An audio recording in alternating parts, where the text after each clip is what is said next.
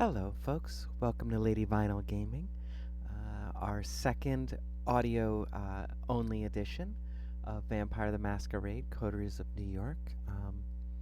Well, it is the second audio version. It is not it's only the second audio version. It's not the second episode of this. These are should appear on Tuesdays on the YouTubes.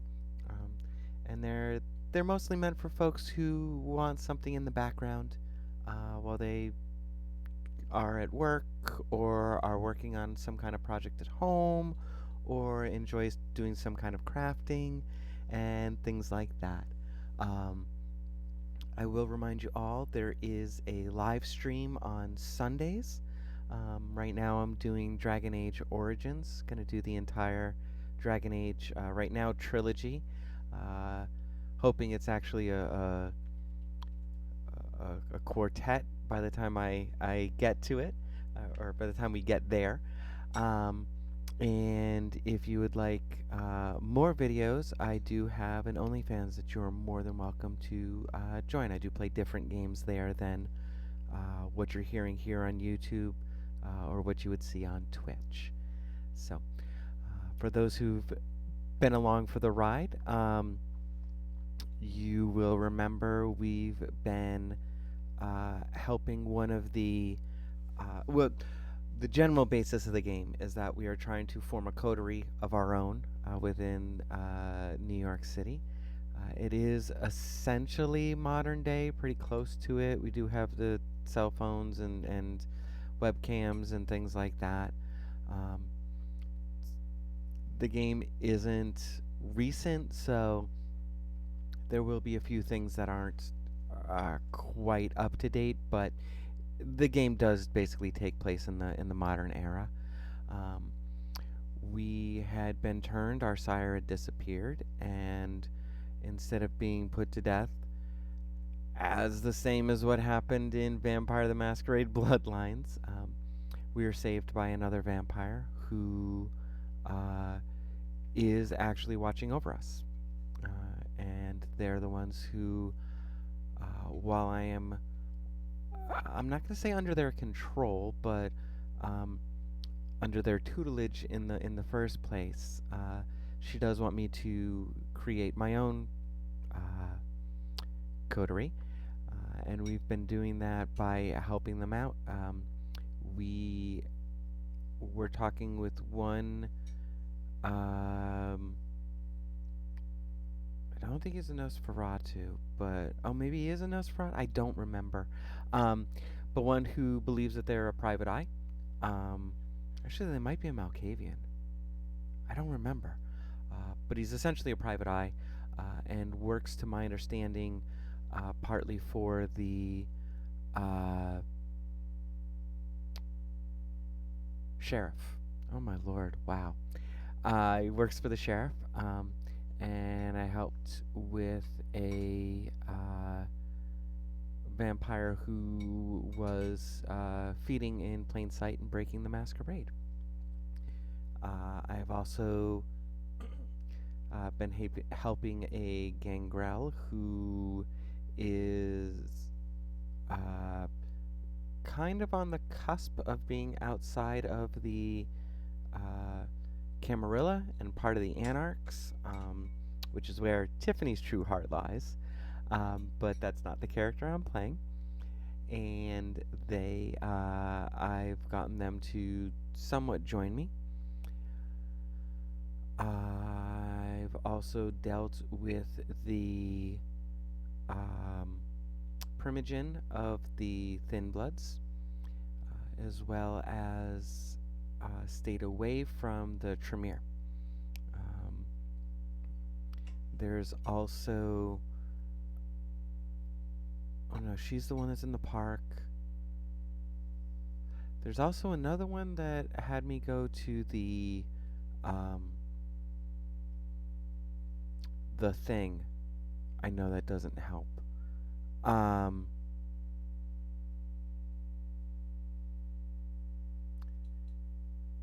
The thing. The church. Had me meet them in the church. and that didn't quite work. Or I shouldn't say that. It worked. The thing is I have no idea what in the world they were looking for me to do. Um, but we did it anyways. We did a thing. um, so yeah. Um,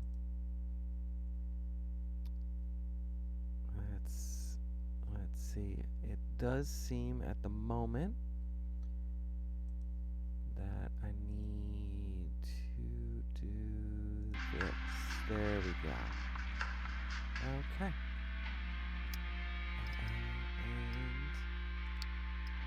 And we go on to day 9.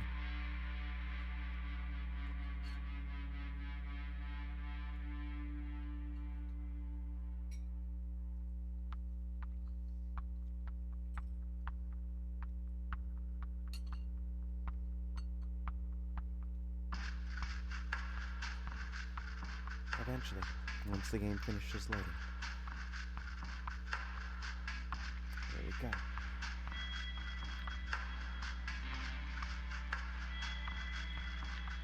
Okay, this is where I need to rest.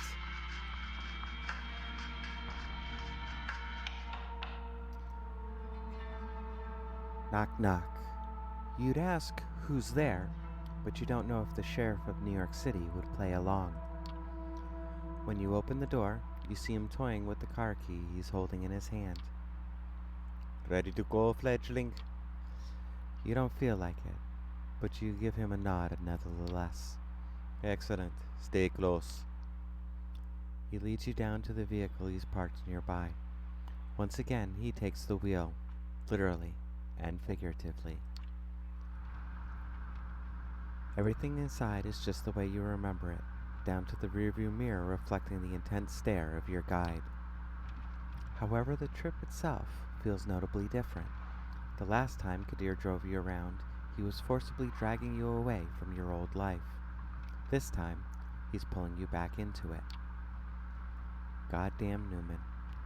You're getting violent just thinking about him. Let me tell you how it's going to go. As I said, I've arranged a meeting between you and your kind. It's going to take place somewhere you should know very well. I'll watch over you two from a safe distance and make sure you adhere to the rules. You should know those very well, but I'll reiterate just so you can't ever say I didn't warn you. Don't do anything that would violate the Masquerade. Don't establish some secret routes of contact. I will know. Do treat it as the last time you two will meet. Take this chance to wrap everything up. Here's your story. You're fine. Found yourself at the crossroads. Decided to radically change your life and move out of the city. The subway is unbearable. The rent is too high. They've heard it all. However, you do not appreciate being accused of a crime you didn't commit. So you're back both to clear your name and strike fear into the heart of the real culprit.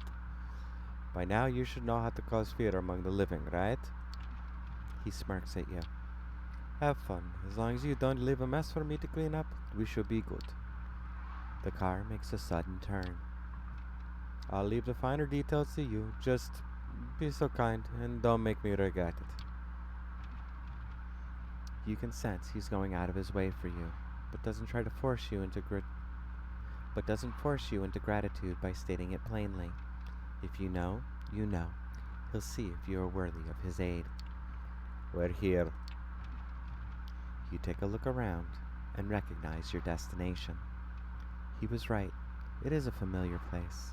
It's the office in which you wasted the best years of your life.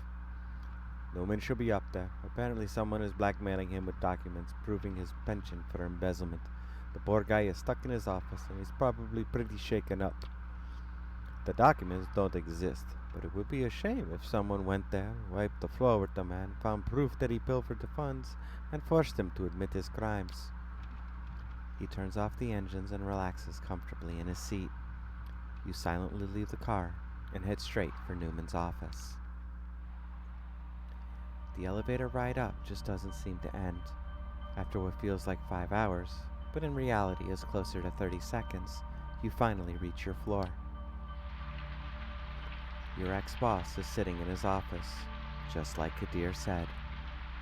He looks, how can you put it, as if he's just Googled body language of alpha males and attempted to poorly copy the most cartoonish posture in order to intimidate the blackmailer. Out of habit, you take a deep breath as you step inside his office. Jade? He immediately relaxes. It's just Jade, his eyes say as a sly grin appears beneath them. Forget to ask for a vacation? People were worried, you know. Not to mention, overworked the hell and back, then overworked some more. Someone had to take over your responsibilities. And guess what? Just as we start digging into your work, some unexpected financial irregularities started popping up. We'll need to work on a common story to explain those, you see. You keep quiet and just stare at him. The poor idiot still thinks he's the predator in the room. Let's see how long it takes for him to realize his mistake. Newman senses that you're different somehow. He attempts to stare back, but fails to withstand your glare. He starts to wonder what's going on, and quickly arrives at a conclusion. Wait a second. You're the one who sent me that message? Now that's a laugh. He starts approaching you. Sweetheart, if I'm going down, you're going down with me. You think you could convince anyone that you never knew what was going on around here? Fat chance. And even if you did, you know my friends, they'd never let you live it down. He's right in front of you, licking his lips, pondering the best way to display his complete physical superiority. You won't give him the chance. Before Newman blinks, you're standing in front of him with your arms crossed. Before Newman blinks, you're standing in front of him with your arms crossed. After he blinks, your hand is already on his throat. He freezes up. He watches you get in his face and slowly brandish your long fangs. A loud, throaty, inhuman growl rings out throughout the office and begins to morph into a violent hiss. For a moment, your ex-boss can't identify the source of the overwhelming sound. Or rather, his brain refuses to accept that your relatively small body is capable of generating a noise like this. As he begins to understand and process the unnatural sight of your fangs, he is gradually overpowered by an animalistic fear that shatters his entire worldview. You were supposed to be a victim. Why are you a threat? Why did you break reality? You slowly tighten your grip on his neck, not hard enough to trigger a fight response, but enough to strike deep fear into his heart. Kneel!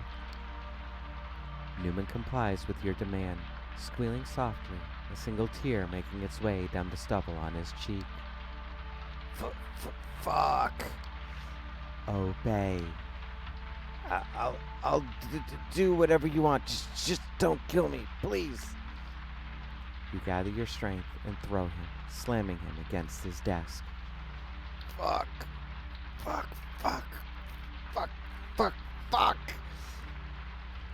A born bedroom predator has met his better in the place he least expected it.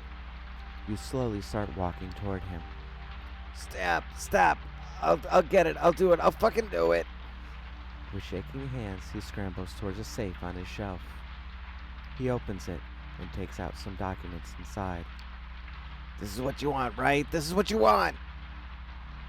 You rip the papers from his hand and browse them. These should be enough to, as Kadir put it, prove his penchant for embezzlement. I'll clear your fucking name. Tell them somebody else. You twist your heel into his hand. He screams. I did it! I tell them I did it!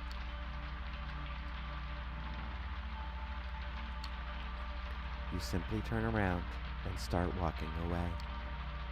You walk into the elevator, press the ground floor button, and wave at Newman as the door starts closing.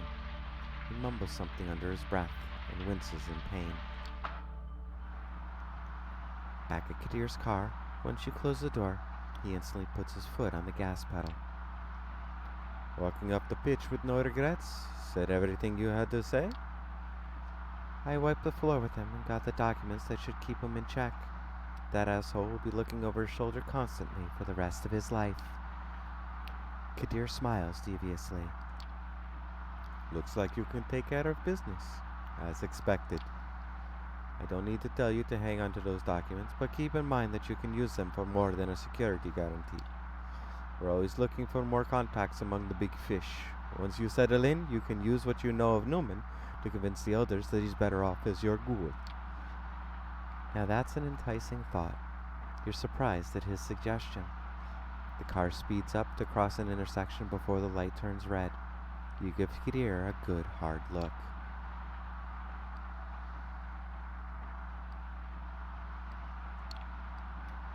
You've done a good job setting all of this up. He chuckles, visibly proud. If I couldn't handle something this easily, I wouldn't be holding my position. But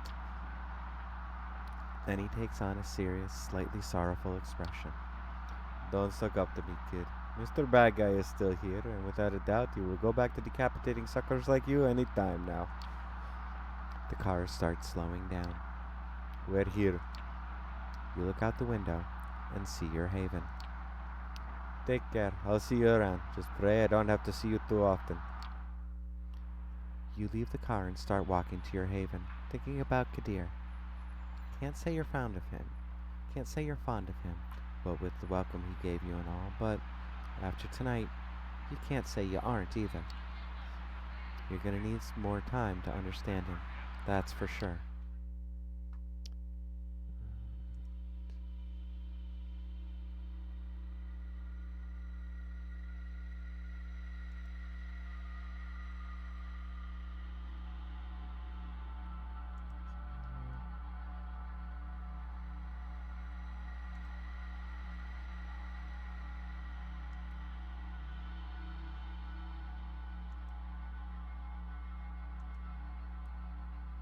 Okay, that's the Tremere.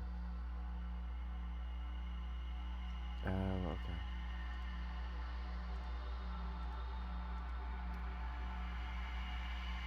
Benoit Segal wants to meet you again at the cathedral. You wonder whether that mysterious priest will be there. You've started to look at churches differently since your last encounter with Benoit. You're not sure what happened inside, but it was unavoidably real. You felt it. When Benoit mentioned that being in the presence of Father Anthony's faith would eventually kill someone like you, an undead being, you believed him. It doesn't seem to be very common, though. In New York, you pass thousands of people every night, and none of them have made you feel so afraid and insignificant. If you were to encounter someone like Father Anthony in the subway or a nightclub, you would know. There are many churches in the 5 boroughs, and you're pretty sure most of them don't contain someone whose faith can touch you in this way. Yet you've become wary. They just might. Still, tonight the cathedral looks as before, a striking landmark acting as a symbol of faith for people who have no idea that vampires exist in their midst. For them, questions of faith and myth are theoretical or philosophical. For you, those same questions suddenly define the meaning of your new existence. You sneak into the cathedral like an old hand, as if going to church had been a regular part of your life. Inside, the cathedral is almost deserted. You're not sure if you'll be meeting Benoit alone. The idea of feeling Father Anthony's faith on your undead flesh freezes you with terror. Benoit is waiting for you in the front pews of the cathedral, in the exact same spot where you saw Father Anthony. Worried, you approach, but you don't feel the touch of faith that shook you before. Benoit nods as you sit next to him in the pew.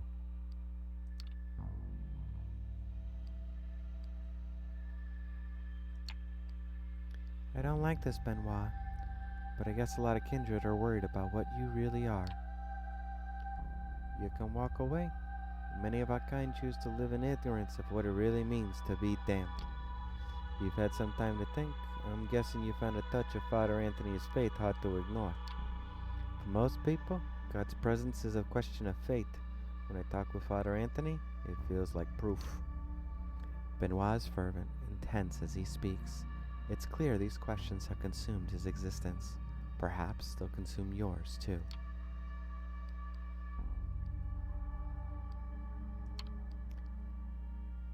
What does the kindred of the Camarilla believe? The old ones. It's true, the elders are not always so good at teaching their children. Maybe the Camarilla would function better if we all knew these stories. Benoit looks around reflexively to make sure nobody is listening. There are only a few people in the enormous cathedral, and they don't seem to be interested in two loners murmuring to each other in the front pew. It might seem like ancient history, things that happened thousands of years ago, but time works differently for our kind. If the stories are true, there are Methuselahs? There are Methuselahs. If the stories are true, there are Methuselahs still in existence who walked the earth when Jesus was alive. The only problem is that old vampires lie. They adjust history to suit their egos.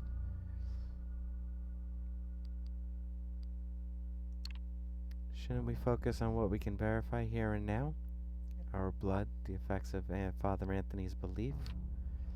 I suppose that would be the scientific approach. Still, I can't let go of the idea that the old stories will tell us something. This is how the story goes. God cursed Cain as punishment for the murder of Abel. Cain walked the night, shunned by humanity, and drank blood to sustain himself. Even from the point of our origin, we were damned. However, the story becomes real interesting when we move forward. Cain creates more of our kind, often referred to as the second generation. They live in a first city, later called Enoch, ruling openly over the city's human inhabitants. I see the first city as Cain's redemption. Cursed by God to wander, he remade himself as a ruler and lawgiver, acting as an immortal shepherd to humanity. It only started to go wrong when the second generation begat the third, and the vampires started to run amok. So the third generation? Also known as the Antediluvians, who founded the great vampire clans. You can trace a direct lineage of blood to the Antediluvians of your clan. We know much more about them than we know about the second generation.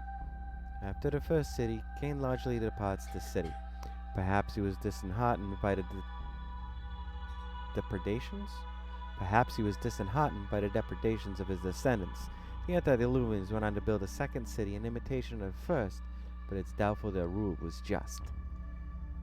There are people moving in the cathedral, and both you and Benoit have made sure none get close enough to hear you talk.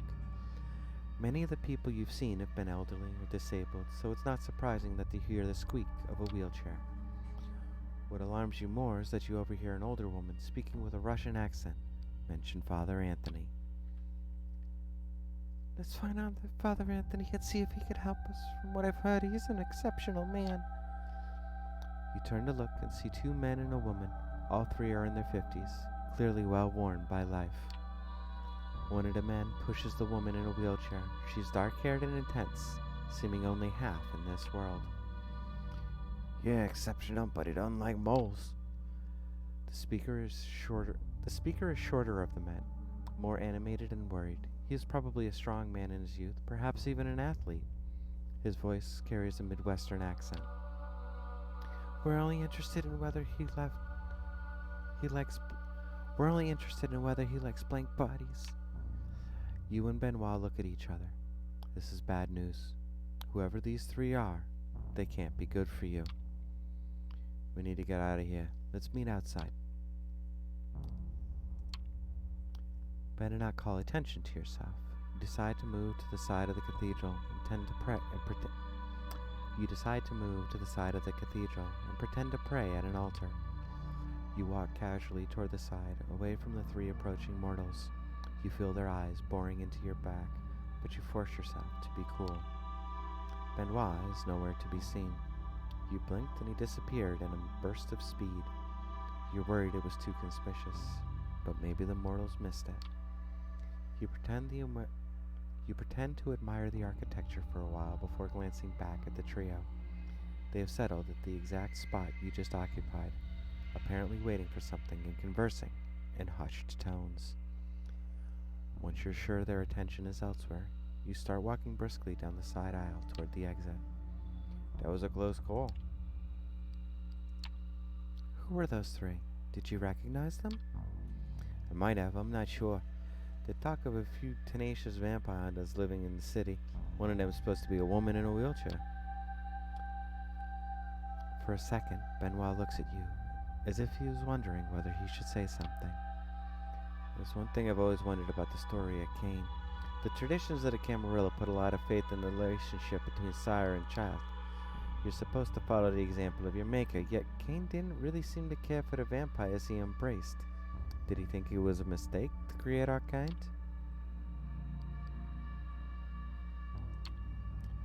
My sire left me. Is that common among the kindred? Yeah, unfortunately. The kindred are selfish and cruel. You know, I'm Sophie's child, and you're her protege. It's amazing that we share an appreciation for the mythologies of our kind, considering Sophie has little interest in questions of the spirit. You stare at Benoit. You know there was something he wasn't telling you, but in all that talk about Cain in the first city, you forgot about it. Now the only question is, what does this mean? Does Sophie know her child is talking to you? Probably not. Don't hold it against me, but I admit finding some pleasure in seeing you suffer the effects of Father Anthony's faith. I suppose there's the demon in me. I understand that you're bitter, Benoit. I'm not your enemy. I'm sorry, I know that. It's just that sometimes I too get tempted by sin. You know, we should meet again. We've talked so much about myth, but maybe that's cowardly when the reality of fate is right in front of us. I'll introduce you to Father Anthony. You nod, unsure whether that's a good idea. Benoit walks away, and you follow his example, not wanting to hang around the cathedral any longer.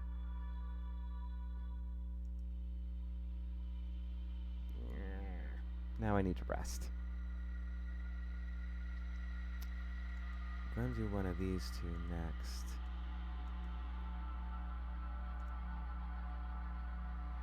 Let's rest first.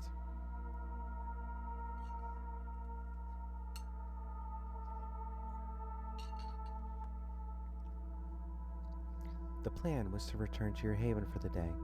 The sun is coming up soon after all, but that's not what the beast has in store for you. The feeling of emptiness, the overwhelming famishment that takes hold of you cannot be denied or bargained with.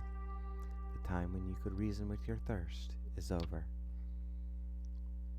You don't remember how it happens exactly, but you find yourself in an alley, sucking the last drops of blood from the savage gash in the corpse's neck. You've killed somebody tonight, and did it very close to your haven. Any attempts at covering up this poor soul's death become secondary when you realize that the dull glow over the city in the east is the sun coming up. You barely make it back to your haven in time. You realize your clothes are a mess, torn in places, covered in blood, your victim's blood. How many people saw you get into the building? You don't know. It was a panic sprint to escape the light, instinct saving your skin, the same instinct that decided it was time to feed. The beast. You cannot let this happen again. You cannot ignore the hunger for as long as you did before tonight. Your humanity depends on it. Yeah, that was a bad thing. That was a very bad thing. Alright, that's the third part. We haven't even done the first there. We're on the second here.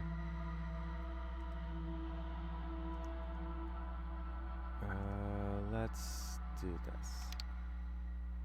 Someone is following you around. Has been for a few nights, maybe longer. That can't be a good thing. The only question is, what to do about it. You venture out to the street with the goal of letting your stalker know you're aware of being followed. It's time to stop this ridiculous charade. It's raining outside as you step onto the street in front of your haven. You wonder whether that'll help you. Will you be able to see the footprints of your stalker in puddles on the ground? Not sure where to start. You slip a few bills to a homeless man and chat up the guy who runs the local bodega. Both of them talk your ear off about strange characters hanging around, but none of their stories seem right to you. Walking the streets, you're convinced by turns that everyone you see is an enemy agent out to get you, and that your stalker has decided to take the night off. Frustrated after a couple hours of useless searching, you cross the road without looking where you're going. A courier on a motorbike zooms towards you and has no time to brake or swerve as you suddenly step in front of him. For a split second, your eyes meet those of the man on the bike, and you both know you'll collide. You'll get hurt. Something hits you, pushing you forward. You tumble flying to the sidewalk as the courier zooms past. You feel a weight. You feel a weight on your back. Catch a glimpse of something. A person. Female, you think. And then she disappears. You could spend a couple more hours trying to find the woman who's been stalking you, but in your shriveled undead heart, you know it to be futile. She's gone.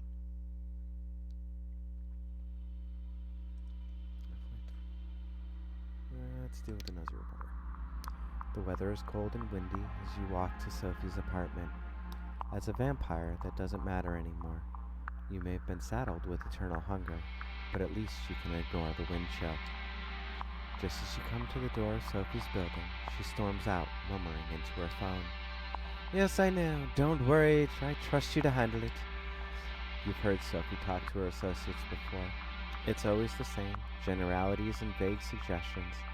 It makes you think she's involved in mysterious machinations, yet doesn't tell you anything. Sophie is dressed to kill, but there's nothing unusual in that. She likes to make an impression. A black window with tinted windows is awaiting her in front of the door. A chauffeur steps out to open the car door for her. Sophie notices you. I'm glad you're in the neighborhood. If you could look around for me one more time, that would be wonderful. You told me you'd gotten rid of that reporter. Turns out he's still here, snooping around. Sophie is very good at communicating disappointment. She doesn't have to do too much to make it clear that she's unhappy to have to return to this issue. I'll take care of it. After tonight, he won't trouble you anymore. Good. Don't disappoint me. The reporter talked his way into the building during the day. Once the doorman understood what was happening, he threw him out. He showed up pictures of me to my neighbors. It's very awkward, you understand? Sophie disappears into the car, and the chauffeur closes the door behind her. You watch as the sleek vehicle disappears into the Manhattan traffic, just one anonymous car among many. Best sit down somewhere and devise a plan of action. You go to a nearby diner, settle into a booth, order a coffee from a steely-eyed Latino waitress. As she brings you your cup, you describe Frank Doherty to her on the off chance she's seen something. Just as she's about to answer, you happen to look outside. She catches your eye. The diner is brightly lit, so you lean close to the window to see the street through it. You got lucky. Frank is standing on the sidewalk on the other side of the street, looking at something on his phone. You slide out of the booth, throwing a few small bills on the table, mumbling something to the waitress. You step outside. For a reporter, Frank isn't terribly observant. You keep your distance, hiding behind people and cars, but he doesn't look around. It seems like he wants to find a private nook to inspect the photos he took tonight. An alley. He ducks in, and you follow. Oh God, it's you! Oh God, it's you again. Please, I'm working on a different story, I swear. Frank retreats deeper into the alley. In that case, you won't mind a little friendly chat. I'm all about being friendly. Okay, I'm sorry I tried to bullshit you. Just tell me how I can help you. How come you're here? I thought we agreed there's no story. Usually when someone says there's no story, that means there is a story. I just couldn't let it go. Look, I don't want any trouble. I can see that you're serious. There is something to Sophie Langley. I think you know that it is. I think you know what it is. You take a long, hard look at Frank Doherty. He's a tenacious man, but not brave. After the last time you met, you were sure he had been dealt with. Where did he find the courage to come here again? I like you, Frank. You don't give up. What's your real angle here? Everybody plays an angle. That's one of the things you learn in my profession. You're smart. You know that there will be others after me. If there's a real story, they'll come and find it. Your best shot is with a friendly reporter. Someone you can trust. Someone like me. So what do you say? Get ahead of the story? It'll be good for you and Ms. Langley, too. You almost believe it. But something about Frank feels off.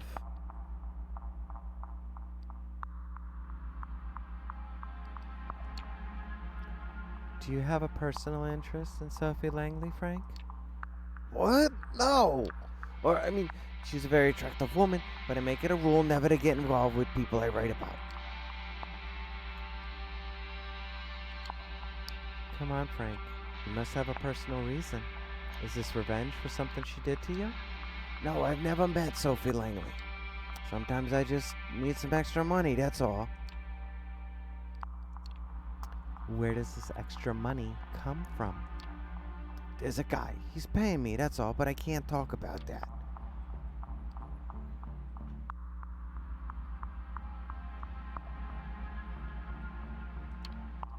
Tell you what, Frank. I'll make this easy for you. Work for me, and I'll make your life easier. I want to know who's after Sophie Langley, and you can get me that information. Who knows? Maybe this will become a lasting and lucrative relationship. Frank is taken aback by your suggestion. Still, he clearly needs a friend. I don't know. I mean, if there are people leaning on me, they won't take kindly to it if I help someone else. Let me help you, Frank. I suppose I shouldn't say no to that. Tell you what, next time something comes up, I'll give you a call. Maybe I'll have something you can do for me as well. You sound like a pro. You've done this before. I am a pro. Frank hesitates for a second, as if he was going to say something more. He takes one last look at you, turns, and leaves the alley, disappearing into the crowd. You're left wondering whether that was a good choice. Frank is not reliable. That much is clear. But perhaps you can benefit from him anyway. Isn't that what the kindred do? Play people and turn them into puppets? Yeah, I knew that was coming. Alright, let's rest first.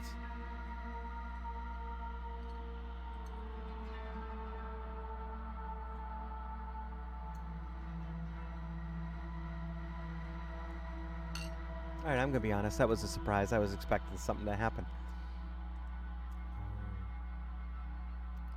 Let's deal with Hope first.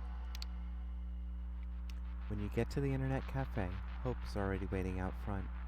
The sight catches you off guard, and part of you suspected that she might be more of a shut-in. My haven is my castle type.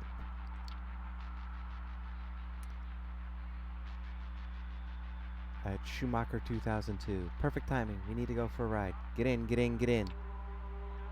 She doesn't wait for your response and jumps behind the wheel of a lavender vintage roadster instead.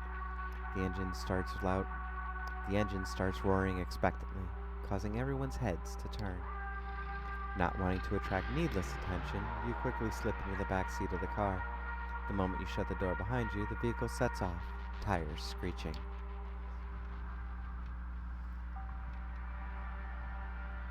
Sorry for not bringing you up to speed first, but hey, this is New York City. Everyone's always in a rush, and this is even more true when you're kindred. Now, allow me to take care of some business, and I'll be right with you. Even as she's zooming through traffic, she's still on her phone, of course.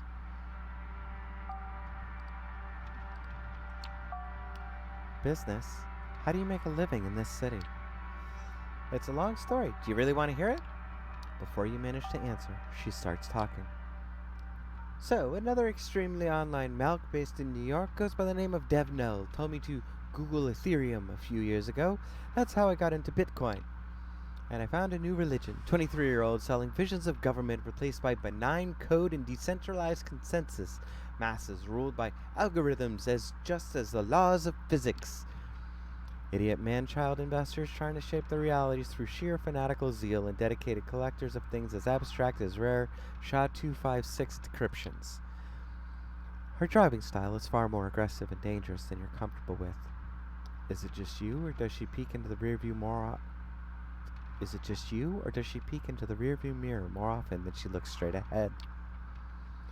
A hyper-speculative environment where nothing has real value, only abstract belief matters, and your life savings can be ruined by a single bullshit tweet.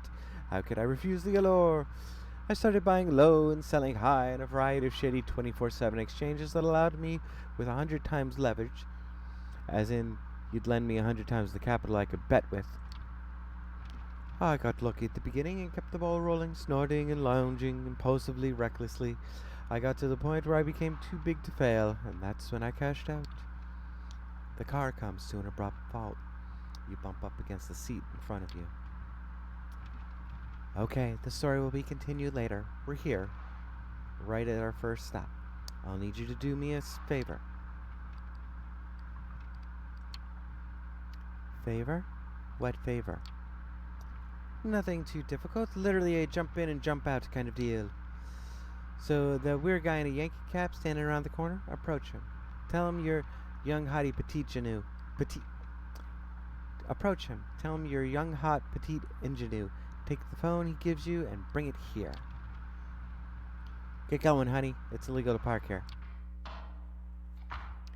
You jump out of the car and approach the man Hope has pointed out. Not a lot you can tell about him based on his appearance, aside from the fact he seems pretty shady. The guy assumes a comically threatening pose as you approach him. The hell you want? I'm here to get a phone. What do you care? What do I care? Try the Apple Store. Get out of my sight. Looks like he won't respond if you don't give him a nickname. I'm a young, hot, petite ingenue who would do anything to get herself a lovely new smartphone, so could you stop being so rude and help me out here, pretty please? Oh, alright. He takes a phone out of his pocket and covertly passes it to you. Everything has been prepared and preloaded according to your instructions. Should take about 2 minutes to transfer the data. Now, get out of here. The man walks away with an exaggerated hip-hop gait. You jump back into Hope's car. She immediately steps on the gas. You got the phone? You're the best. Pass it to me, please. She connects the two smartphones using a cable and begins some sort of data transfer. Looks like it's an identical model. After a minute or so, the process is complete.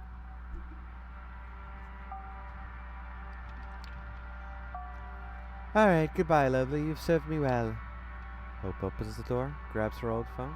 You're not expert enough to recognize the exact model, but it definitely looks like it had an $800 price slapped on it, and tosses it out the window.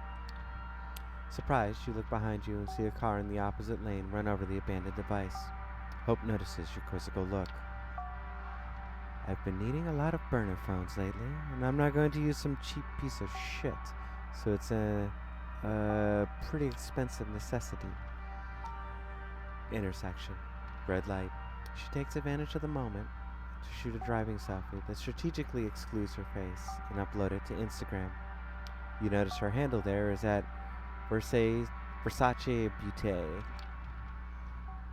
Now I was telling you a story. Cashing out. Right. At some point towards the end of 2017, I became convinced I needed to cash out. There was no way the bubble was going to last forever. I always knew there'd be no grips of wrath for the cryptocurrency era. It would have to be a series of profound antisocial disconnected events. The whole crypto culture was a decentralized church of lone millennials who rejected all established modern values and kept atoning for the original sin of not buying Bitcoin back in 2013. Another abrupt last-second turn. You're pressed against the window. What the hell is it with her driving style? But a life you could never have wanted to live anyway. Get a chance to win a priceless pile of nothing, untether yourself from all worldly desires, find joy in suicidal ideation. To this day, money holds no real value for me. It's as abstract as a video game score, a bunch of numbers on the screen. This joyless world changed me forever. I knew I had to escape. So I took my piles of fictional dollars to a new arena. Elite NYC social circles. Not because I wanted to scam them and make more, but because I wanted to finally have some goddamn fun. I mean, of course I had to scam them in the process, but it was only in service of becoming something more than a star, a constellation. Another abrupt stop. This time, next to the entrance of a shifty-looking back alley. Alright, friend. This time you're leaky gut syndrome. Whistleblower extraordinaire. Whenever a press sneak fuck wants a leak, you've got it. Got it? Sorry for putting you out there in my place, but I only personally contact people as a last result.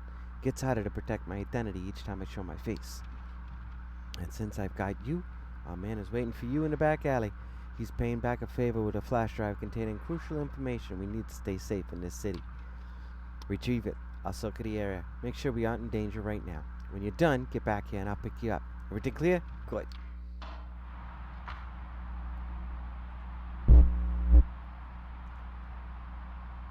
You exit the car and see it drive away in a hurry, then head into the narrow passageway. Sure enough, there's a man waiting for you at the end of the back street. Unshaven, wearing wrinkled clothes with a nervous eye tick. He looks even dodgier than the last guy you met. When you approach, he gives you a mean look. You lost on something? I'm leaky gut syndrome. You said you got a little something that might interest me? Of course. Straight to the point, aren't you? All right then. Clumsily, he produces a USB stick from his front shirt pocket and holds it before your face. When you reach out to take it, he pulls his hand back and gives you a sly grin. Getting all this data was risky, you know. Ms. Montgomery is an unusually secretive person. Digging up dirt on her took more effort than I expected. Effort that should be rewarded, I think. The more you ask around about her, the more you expect a letter saying, "Give up your inquiries, which are completely useless," at your doorstep, perhaps attached to a severed cat head. You catch my drift? The secrecy surrounding her screams, friends in high places, brave New World Order, and Illuminati shit, you know? Makes me think I deserve some hazard pay. You try to imagine what Hope would do if she were in your place. Then you simply turn away and start walking back where you came from, calmly, wordlessly, no negotiations. Just as you're about to walk out of his sight, you hear an annoying grunt behind you. All right, I shouldn't have put you on the spot like that. My bad, okay? Get back here.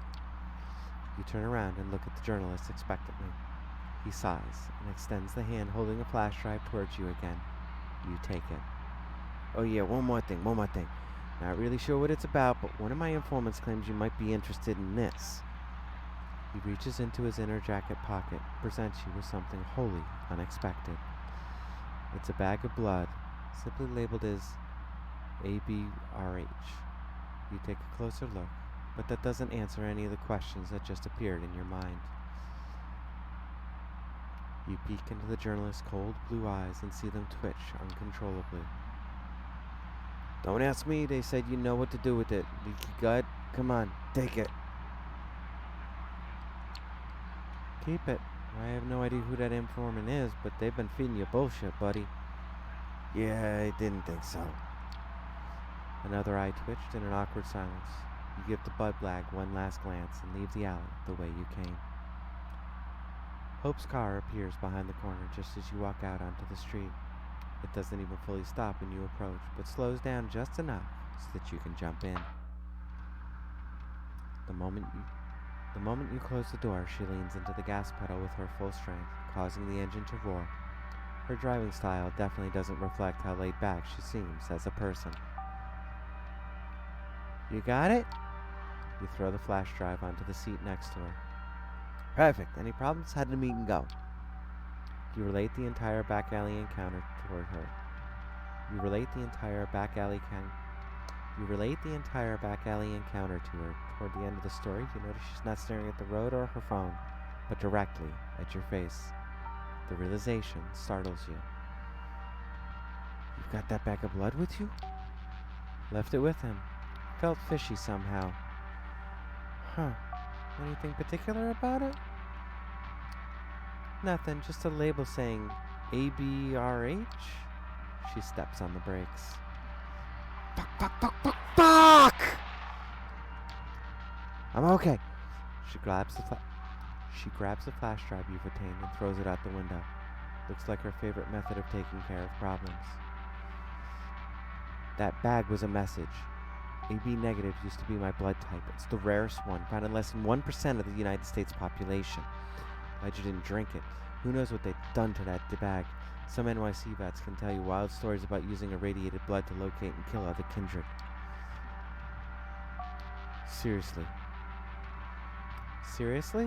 Glad I didn't drink from him. Better safe than sorry, yeah. Still, I wonder if they would have done anything to this blood. That would be some kind of five-dimensional chess move. But yeah, this contact is compromised and needs to be cut off. Goodbye, my journalist frenemy, and goodbye, dear leaky gut syndrome. You've both outlived your usefulness. A brief period of hesitation. She deletes the whistleblower extraordinaire account and sighs. Another one bites the dust. I've got another story to finish. I've got another story to finish. I was talking about Bitcoin, and then where did I stop? Becoming a constellation. Oh, right. You know who saw the real face of the city? Anna Delvey. Ever heard of her? A Russian working-class girl born as Anna Sorokin. She moved to New York in 2019 and convinced everyone that she was this insanely rich trust fund kid, a wealthy German heiress. Manhattan elites totally fell for it, and they bought it for years while she swindled them. She only got arrested in 2017 after having stolen almost $300,000. Sorokin created her Delvey persona out of thin air, convinced everyone that she was going to set up an art fund and keep tasting all of life's finest pleasures, while basically being broke. She even made up a fake family financial advisor, then killed him off when he became a liability. And apparently most of her rich victims never admitted to being scammed out of shame. By now you're sure. The way she scrutinizes her surroundings, her reckless driving, she's trying to escape somebody. Now Delvey is locked up with murderers and Rikers, writing her memoirs, apparently picking a lot of fights, bless her heart. She'll forever be an inspiration. But I have more adventures than she ever did. I have my own considerable funds, and I can rely on many more made-up people than just some old-ass financial advisor. A whole bunch of fake content creators and influencers that even rich dumbass wants to get in touch with and collaborate. Makes it super easy to earn more money than I invest. You've seen it firsthand, both as a deceiver and the deceived. It's a city of illusions. Make non-existent money, come up with a fictional status, play nonsensical Camarilla games. One day, you might just find yourself at the top. Alright, we've reached our last stop. You look around. You're coming up on a parking garage. You're going to take an elevator to the 70th floor. Give the masked man you meet in front of the door this memory card. It contains an art house movie I've made. What do you mean by art house? You've seen me rehearse in my haven, you know what I mean. You don't think I was doing that just for show, did ya? I found some filthy rich Manhattan pervs who pay a fortune for a convincing vampire cam show. I don't need money, but their IT industry connections gave me an idea. When you give them this memory card, we'll gain access to tech that should allow us to take on my biggest enemy in this city. So your nickname this time is going to be a crash. You're momentarily dazed and can't immediately understand what happened. The first thing you know for sure is, if you were still a normal human being, you'd be dead. You replay the last few seconds in your head. The other car appeared out of nowhere and crashed into Hope's vehicle at the maximum speed it was able to achieve in this closed-off space. The driver has already managed to kick open the mangled door next to him and stumble out of his seat. Now, he wordlessly approaches the trunk and takes out a large-caliber silenced pistol out of it. He starts approaching the lavender rack of Hope's car, obviously ready to finish the job he started. You have to be fast and violent. It's you or him now. Your instincts take over. You don't come up with a strategy or an optimal route. You simply start running toward the gunman, yelling. For a split second, he's completely dumbfounded. Then, he opens fire. The bullets put a brief stop to your sprint. You're engulfed in pain, your flesh and clothes being shredded to bits. But when his magazine runs out, you're still standing and determined to move forward. He tries to act as quickly as possible, but he can't reload his weapon before you get to him. A tackle, a primal scream, left punch, right punch, left punch, right punch. You return his cruelty tenfold to his face. When you're done, the head is barely recognizable as human. You stand above the gunman's body, trying to calm yourself and your killer instinct. That's when you hear her voice. Ugh. Hope slithers out of her car and sees you standing over your assailant. You did pretty good. She approaches the body of the driver you killed and kicks it so she can take a better look at it. Upon seeing the front of the corpse, she lets out an annoyed grunt. No, it'd be this asshole. He's been following us all day, and I know just who he belongs to. Even before she's done talking, she's already trying to reach someone through a video call. Eventually, she succeeds. You see a nonchalant woman in business casual on her smartphone screen. Kara Montgomery, how can I help you? Kara. Hope. Didn't expect you to ever reach me through this channel. Have you thought things through? Wait, did something happen? Did something happen? Fucking ghoul just tried to kill me, you crazy-ass bitch. That's what's fucking happened. Calm yourself, for Christ's sake. This is a baseless accusation. I know he's from Double Spiral. He's been working at your motherfucking company. Come on, you know I can't be held responsible for the independent actions of my subordinates. Why don't we just meet up and talk it over? Hope disconnects the phone and instantly blocks Kara from contacting her. You corporate shithead, you make me sick. Tired, she turns her gaze to the dead ghoul. I'll dispose of him. Help me put him in my car. 30 seconds later, his body is lying on the back seat of the lavender-colored wreck. Okay, good. You take a look at the scene of carnage in front of you. Every second we're here gets us closer to a serious Masquerade violation.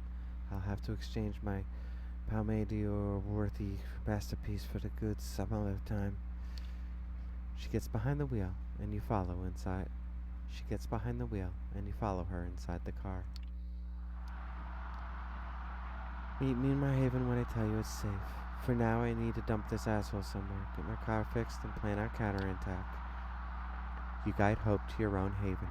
She drops you off, and before she leaves, she makes what's about to come perfectly clear. If you want to survive in this city, Kara Montgomery needs to die. She disappears into traffic, and you disappear into your place. Oh, we still have time. Okay.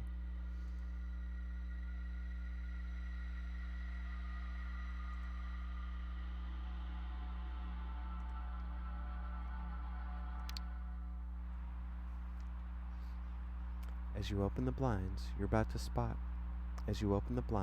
able to spot a small grayish bird flying off into the night. Looking down, you notice a small piece of paper on the windowsill. Prospect. ASAP. TAM. Third time's the charm, you think to yourself, as you once again cross the gate of Prospect Park and head for Tamika's haven. To your surprise, you find her out in the open, sitting on the lawn surrounded by a host of woodland creatures. Birds and squirrels, mostly. The critters each patiently await their turn as she flicks seeds at them. It looks almost whimsical in a twisted sort of way. Hell of a week, huh? How are you holding up? Well enough, all good things considered. She scatters the remaining seeds onto the ground and hops to her feet. I've been doing some digging. The Inquisition has a safe house up in Manhattan, and I think that's where they're keeping him. The scarred one, I mean. I want to pay them a visit, kill that thing and as many of those SI bastards as I can along the way. Is it really worth it? I know you want revenge for your sister, but at the very least, it's a clear violation of the Masquerade. Yeah, and that's the least of our worries. Throwing a legion of armed goons standing in the way, and an all-powerful vampire as the cherry on. Throwing a legion of armed goons standing in the way, and an all-powerful vampire as the cherry on top. But there's more to it than just revenge. I think you can help me find out who I really am. I know it sounds corny, but I can't really explain it better than that.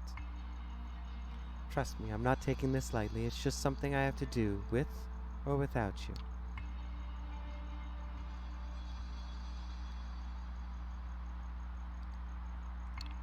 Oh, what the hell? Who wants to live forever, right? I'm in. Me too. He emerges from the shadows, a mere few feet away from you. Son of a gun finally managed to sneak up on you. Tamika eyeballs him as he gets closer.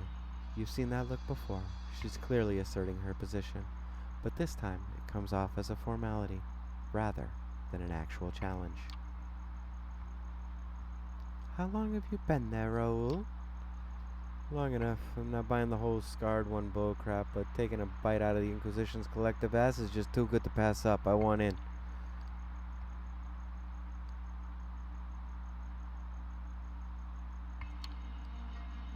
Call it the Scarred One, Santa, or the Tooth Fairy. Just know that it's very real and very dangerous.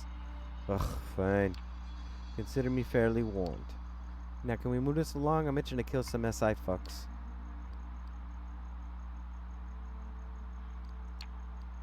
Tamika, you got an opinion? Guess I know who the alpha is around here. He should come with us. He's got the right to be there, to see the Scarred One with his own eyes. Plus, my brother can be a pain in the ass, but he's one hell of a fighter. There you go, damn seal of approval. It's settled then. Let's go. Fucking finally. And with that, you leave the relative safety of Prospect Park, steeling yourself for things to come. As you get closer to your destination, you get the sneaking suspicion that Tamika's been pulling your leg. Following her lead, you take a turn from Broadway into Fort Tryon Park. It doesn't seem to make sense, you think to yourself. There's only one spot between here and the Hudson River. But it can't be, can it? Sure enough, as the stone facade of the cloisters comes into view, Tamika motions at you to keep out of sight. How the hell is this well-known tourist trap a hideout for the Second Inquisition? Wait, isn't this place a tourist attraction? Only during the day. At night, it serves as a staging ground for the Inquisition. If my sources are to be trusted, and they usually are, they brought him here for what they call processing. Doubt they'll keep him here for long, though. If we want to get to him, it's now or never. As if on cue, a group of armed guards walks out of the museum, pushing a gurney with a large steel container on top of it.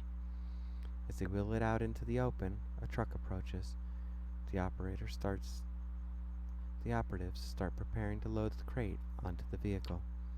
You scan the area, trying to take the head count. Tamika beats you to it. I count at least 7, probably more inside. We should do this quietly and take them out one by one. Raoul frowns. I say we go in guns blazing, figuratively speaking. If there are more inside, let them come. The more the merrier. Tamika's right. We should get in quietly, take them out one by one. Tamika nods in silence. Ugh, fine. Then let's do this already, before you two bore me to final death. You split up, aiming to cover as much ground as possible. Sticking to the shadows, you advance, keeping track of one another's progress. You hardly even notice as Tamika takes out the first guard. Not a peep out of him. Trying to keep up, Raoul kills one to your left. He's sloppy, taking his sweet-ass time bleeding the guy out. With his dying breath, the man lets out a yelp, drawing the attention of one of his comrades. With the guard fast approaching, you ponder your options. As the guard walks by, you leap out of the shadows and use the sharpest weapon you have on you, your fangs, to slice his throat open. With his windpipe severed, he lets out a silent gurgle as he expires. Carefully, you lay his dead body on the dirt. Looking to the side, you notice Raoul looking back at you. He nods, looking almost semi-impressed. 3 down, 4 to go. You keep a steady pace, moving across the courtyard, picking off the guards one by one. Tamika does her part. 3 to go. Raoul gets messy again. At least this time he's quiet. With only 2 of them left, you pick one for yourself and gesture at one of your fellow ferals to take another of them. Tamika's quieter, but Raoul's closer. Which one will you choose? You nod to Raoul. That's all the encouragement he needs. You can see him grinning like an idiot as he sneaks up on one of the guards. The grin soon turns out to be very fitting. Instead of dispatching the enemy quickly and quietly, Raoul gleefully taps him on the shoulder. As soon as the guy turns around, the feral slashes him across the face. Feeling the gooey warmth of his own eyeballs on his cheek, the man lets out a blood-curdling scream. Startled, the final guard turns towards you. As all three of you approach him, the dire reality of the situation hits him like a ton of bricks. Paralyzed with fear, he keeps shifting his aim from you to Tamika to Raoul. He is severely fucked, and he knows it. And since you're standing closer to him, you might as well do the honors. You walk over to the quivering mess that mere minutes ago thought himself the toughest of the tough. Before he can react, you slap the gun out of his hands, lean in, and smile. Hi. Half a second later, your fangs are already halfway to his windpipe. The blood tastes sour, with a hint of cowardice and regret. Could have gone out with a bang, chose to go out with a gurgle. Oh well. With the SI operatives taken care of, you turn your attention to the container sitting in the middle of the courtyard. Using your combined strength, you make quick work of the steel door. As you walk in, the moonlight from behind you illuminates a twisted figure huddled on the floor. It's hard to believe that the thing lying before you, beaten and tortured within an inch of its own life, is the same creature you fought back at the cemetery. What the fuck is that thing? It's what your sister warned you about, but you refuse to believe. His lips move silently, as if searching for the right words. He looks to you, then turns to his sister, as if waiting for a sign. For a moment, Tamika just stands there. He looks down at the scarred one, the once fearful boogeyman whose very mention could strike terror in the hearts of her tribe, now reduced to a whimpering pile of flesh. Finally, she turns to you with a look of childish innocence mixed with confusion. Then she looks back at the scarred one. You can tell she's lost. Damn, what the hell are you waiting for? Let's kill this thing and get out of here.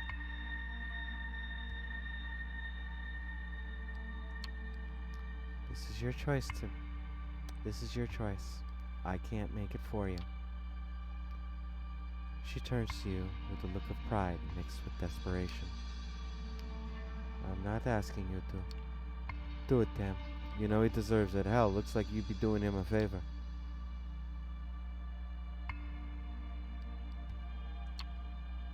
He made his choice a long time ago, but it doesn't need to be your choice.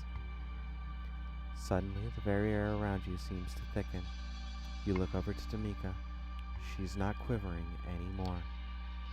She walks up to the scared one. The pitiful creature presses itself into the corner in a desperate and futile attempt to crawl away. Without a word, she grabs the creature by the ears, sinking her claws in the side of his head. She looks him dead in the eye. Her voice cuts through the air like steel. Her voice cuts through the air like cold steel. Stay out of my territory! In one fluid motion, she rips the chain off the wall. The pitiful shadow that was once the scarred one scurries off into the night. Raoul seems flabbergasted. Damn, what the hell are you doing? Carving her own path. Standing outside the steel container, the three of you take a moment to gather your thoughts. You look at one another. The blood staining your hands, clothes, and faces. In the pale moonlight, it appears black and shiny, like a fresh ink stain on the fresh sheet of paper. Without another word, you head back toward the city lights. The journey back takes longer than it did in the other direction. With bits and pieces of the Second Inquisition still stuck to your clothes, you decide to play it safe by sticking to back alleys and cutting through the darker corners of the city. Tamika stays several steps ahead. Both you and Raoul quite content to follow her lead. You can tell that these last few nights have taken a toll on her, but not necessarily in a bad way. She seems stronger somehow, confident, more in tune with herself. Soon, the awkward silence proves unbearable enough that you're willing to risk making small talk with Raoul. You think she made the right choice back there? Fuck if I know. Maybe it's not a question of right or wrong. Our lineage, we have a special relationship with the beast. We can either let it control us or become attuned to it. It's a constant struggle marked with difficult choices. I think Dam just made one of them. Pondering what you've just heard, the rest of the trip barely registers. To your surprise, you suddenly find yourself back at Prospect. Tamika keeps walking. She strides through the park gate like a queen of old, returning after victorious conquest. You wanted to call out to her, but Raoul stops you with a gesture. Not yet. Give us some time to process all this shit. She'll let you know when she's ready. And hey, you did alright. I mean, don't get me wrong, you're still an asshole, but yeah, thanks. He smiles at you. Wonders never cease. See you around. And with that, he follows in his sister's footsteps. A weird smile creeps onto your face as you meld into the New York night.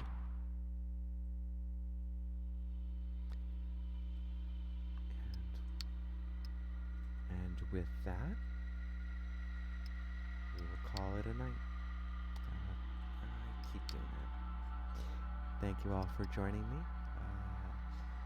The next episode will appear Tuesday on the YouTubes. Have a good night.